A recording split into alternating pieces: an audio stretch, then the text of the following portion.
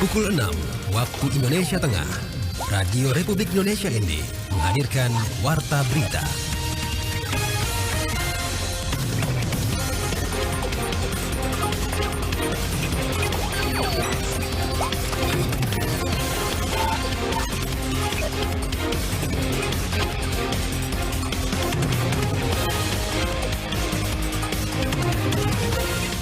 Selamat pagi pendengar, Anda saat ini mengikuti Warta Berita Pagi Produksi RRI ND untuk penyiaran di hari Jumat 24 November 2023 dengan sari berita.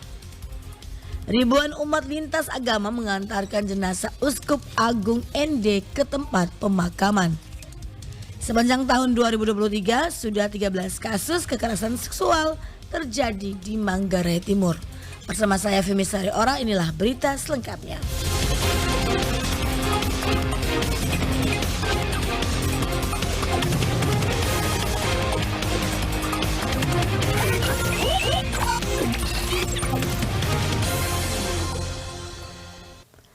Ribuan umat Katolik mengantarkan jenazah Yang Mulia Uskup Agung ND Monsinyur Vincentius Sensi Potokota ke tempat pemakaman di Istana Keuskupan Dindona. Laporan Rovinus Sula. Tuhan Yesus Kristus, Engkau sendiri berbaring dalam makam selama 3 hari. Kami mohon, sucikanlah makam ini, agar hamba-Mu yang kami istirahatkan di sini akhirnya bangkit bersama Engkau dan hidup mulia sepanjang masa. Ribuan umat Katolik menghantar jenazah Yang Mulia Uskup Agung ND Monsinyur Vincentius Sensi Potokota ke tempat pemakaman di Istana Keuskupan Dindona. Setelah misa requiem di Gereja Kristus Raja Katedral ND, jenazah Monsinyur Vincentius Sensi Potokota diarak menuju Keuskupan Dindona untuk dimakamkan. Seperti saat kedatangan jenazah memasuki Gereja Katedral diiringi dengan tarian Orowoko, begitu juga saat meninggalkan Gereja Katedral, jenazah Monsinyur Vincentius Sensi Potokota kembali diiringi tarian Orowoko menuju pintu gerbang Gereja Katedral. Kemudian jenazah Yang Mulia Uskup Agung ND bergerak menuju Istana Keuskupan Dindona melalui Jalan Katedral, Jalan Ahmad Yani, Volovona hingga masuk Istana Keuskupan. Setibanya di Istana Keuskupan Dindona, tangis histeris umat bersama biarawati yang sudah lama menanti saat jenazah diturunkan dari kendaraan yang diusung para romo menuju pendopo Istana Keuskupan, tempat kediaman Yang Mulia Uskup Agung ND Monsinyur Vincentius Sensi diterima oleh RD Daslan sebagai tuan rumah. Jenazah Monsinyur Vincentius Sensi kemudian kembali diarahkan ke lokasi kuburan di sekitar istana, tepatnya di depan Gereja Keuskupan, dan dilakukan ibadah penguburan dipimpin oleh Uskup Maumere Monsinyur Evaldus Martinus Sedu. Umat mengikuti ibadah penguburan dengan kusuk sementara cuaca nampaknya bersahabat karena sebelumnya panas terik kemudian berubah menjadi mendung hingga selesai ibadah dan pemakaman berjalan aman, tertib dan lancar. Allah yang Maha Kuasa dan Maha Rahim, kehidupan dan kematian kami berada dalam tangan. Engkau telah memanggil Bapak Uskup Agung kami Monsinyur Vincentius Sensi Potokota dari kehidupan di dunia ini menghadap hadirat.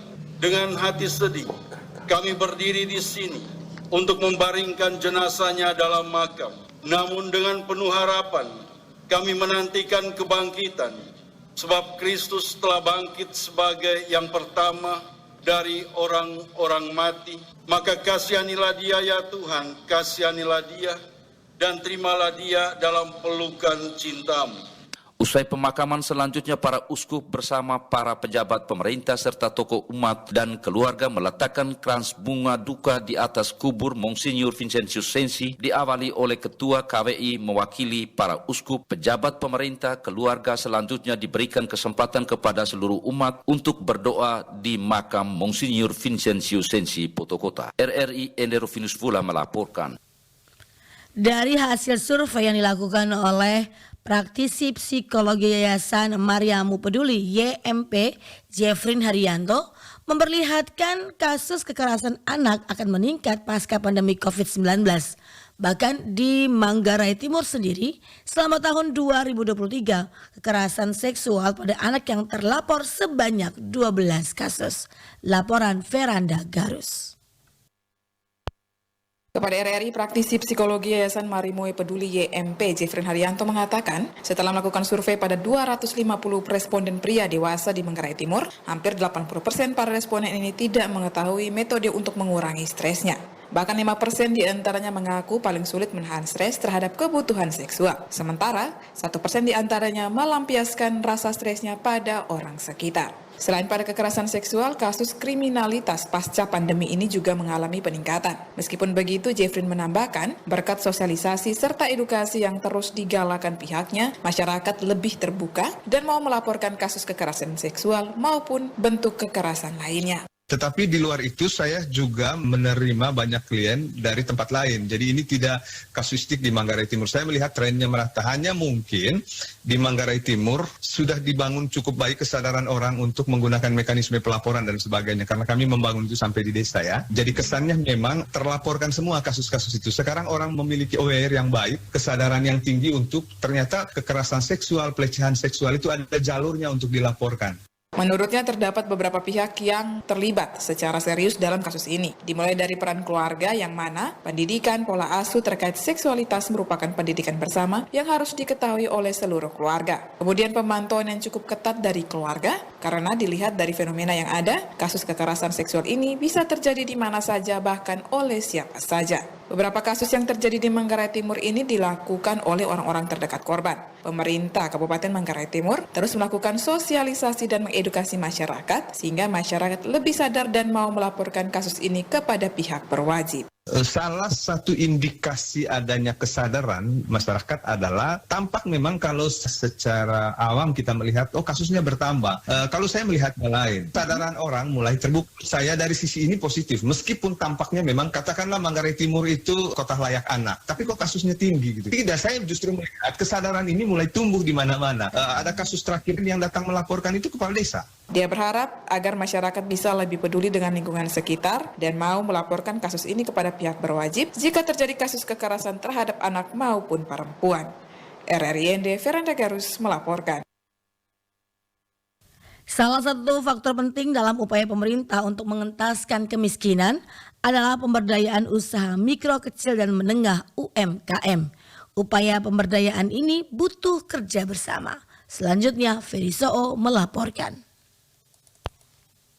Dari 8.000-an sekian UMKM memang masih didominasi hampir 60% ya, itu didominasi oleh UMKM yang di sektor hulu. Itu rata-rata itu di masyarakat yang di pedesaan. Pemberdayaan usaha mikro, kecil, dan menengah UMKM menjadi faktor penting dalam upaya pemerintah untuk mengentaskan kemiskinan. UMKM menjadi sektor yang mampu membangkitkan kembali perekonomian. Kepala Dinas Ketenagakerjaan, Transmigrasi, Koperasi, dan UMKM Kabupaten Manggarai Barat, Teresia P. Asmon kepada RRI Senin pagi mengatakan, pengentasan kemiskinan melalui pemberdayaan UMKM dinilai tepat mengingat jumlah pelaku UMKM di Kabupaten Manggarai Barat cukup tinggi dibandingkan dengan usaha besar. Dari 8.000-an UMKM yang ada di Manggarai Barat, sekitar 60% masih didominasi oleh UMKM sektor hulu, rata-rata ada di masyarakat pedesaan. Saat ini pemerintah lagi mendorong anak muda Manggarai Barat untuk terjun sebagai pelaku usaha muda dengan giat menyelenggarakan pelatihan-pelatihan seperti pelatihan literasi digital dan lainnya sehingga anak muda siap untuk berwirausaha. Upaya pemberdayaan UMKM menurut Teresia butuh kerja bersama sebagai salah satu upaya pemerintah mengentaskan kemiskinan. Untuk pendampingan pihaknya bermitra dengan dinas-dinas teknis, sedangkan untuk peningkatan kapasitas pihaknya bekerjasama dengan BUMN, CSR, dan lainnya. Pasar pariwisata ini besar yang harusnya dinikmati oleh seluruh masyarakat lokal. Salah satunya ya melalui usaha UMKM, baik itu di produk yang hulu, pertanian, peternakan, juga yang produk-produk hilir, yang produk-produk olahan. Kami berharap sering mengakses informasi, pelatihan, pendampingan yang diberikan oleh pemerintah. Terus untuk masalah kapasitas permodalan, ya jangan sampai terjerat dengan pinjaman yang tidak jelas.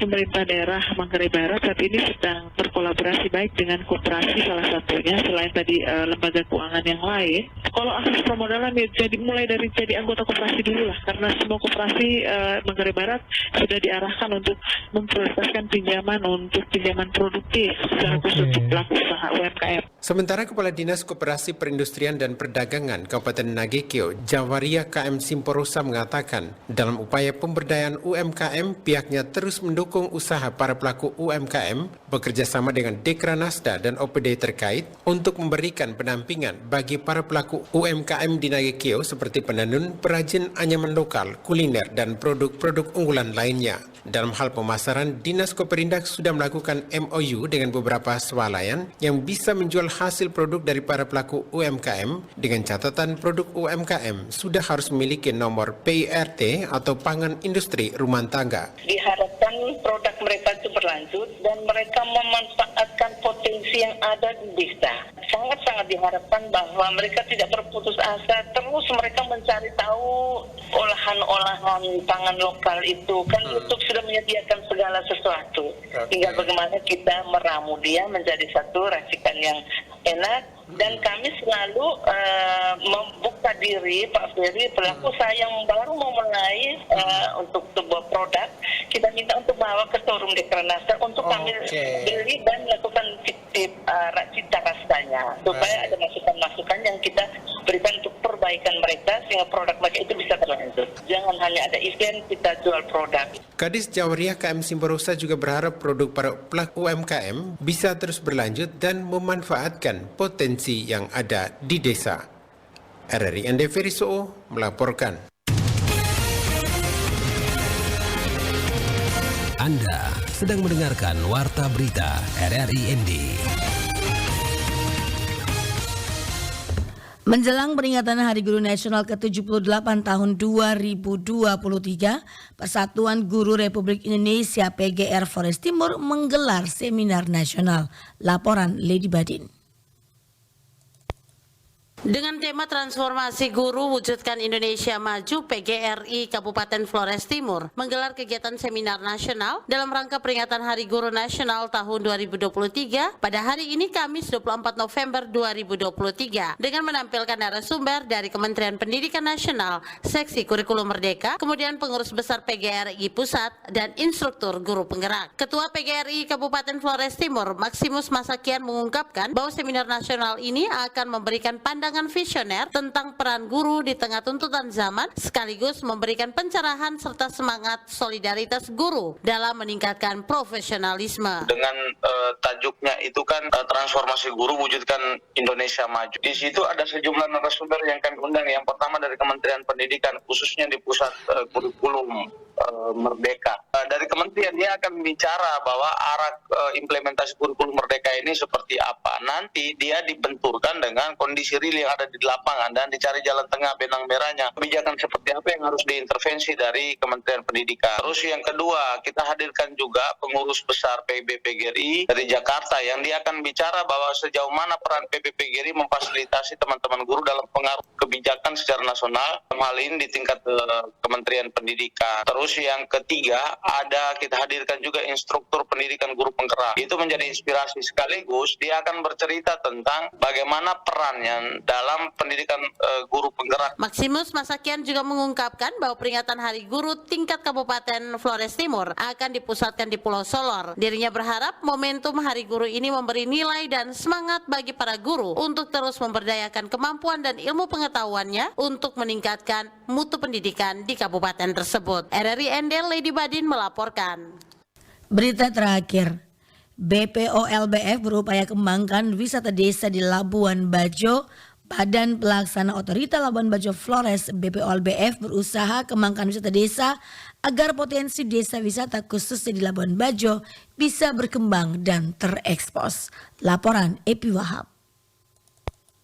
Sebagai kota pariwisata yang identik dengan wisata baharinya, tentu ini menjadi tantangan tersendiri untuk pemerintah daerah Manggarai Barat. Begitupun dengan Badan Pelaksana Otorita Labuan Bajo Flores atau BPOLBF yang berkomitmen memperkuat produk yang ada di desa guna mengembangkan desa wisata tematik di wilayah koordinatif yakni Flores, Alor, Lembata, dan Bima atau Flora Taman. Direktur Destinasi atau PLH Direktur Utama BPOLBF Konstan Mardiandus Nandus dalam dialognya bersama RRI menyampaikan salah satu prinsip dari Badan Otorita adalah siap mendukung Parekraf Manggarai Barat terkait desa wisata, baik dari pengembangannya dan juga promosi. Prinsipnya kami di Badan Otorita adalah bagian yang siap mendukung Pak Kadis. Nah, termasuk kita bicara soal desa wisata. Desa wisata ini bagian yang kemudian tidak bisa dilepaskan di dalam perkembangan pariwisata hari-hari ini. Kami di Badan Otorita melalui kegiatan dengan satu tema gitu, travel pattern desa wisata Floratama gitu. Floratama jadi Flores Alor Lembata. Dengan daya tariknya kemudian kita coba mulai kembangkan. Kemudian bagaimana kita kembangkan dengan sekian banyak desa itu tidak mungkin sekaligus. Tapi melalui kegiatan pentahapan dan kita klasifikasikan dulu desa-desa mana di Floratama ini yang kemudian masuk di dalam intervensi tahap-tahap awal. Pengembangan desa wisata ini juga sangat penting untuk mendukung kemajuan pariwisata yang tentunya akan berdampak juga terhadap perkembangan ekonomi masyarakat terutama di desa. Salah satu upaya untuk mendukung dan memajukan desa wisata, BPOLBF melakukan berbagai bentuk kegiatan, pelatihan, pendampingan serta membuka akses pasar. Juga dilakukan forum-forum diskusi melalui berbagai webinar desa wisata Floratama. Prinsipnya adalah desa wisata itu menjadi salah satu ekosistem di dalam mengembangkan pariwisata ini sebagai salah satu tonggak yang ada di paling bawah dan mereka adalah tonggak yang paling dekat dengan masyarakat yang sebagai pelaku.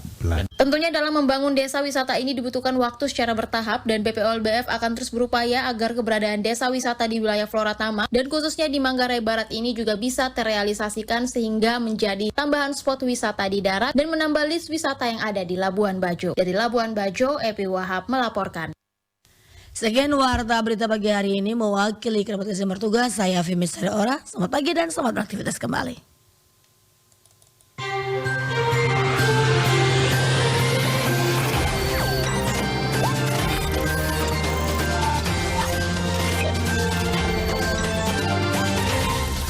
Terima kasih Anda telah mengikuti Warta Berita RRI ND.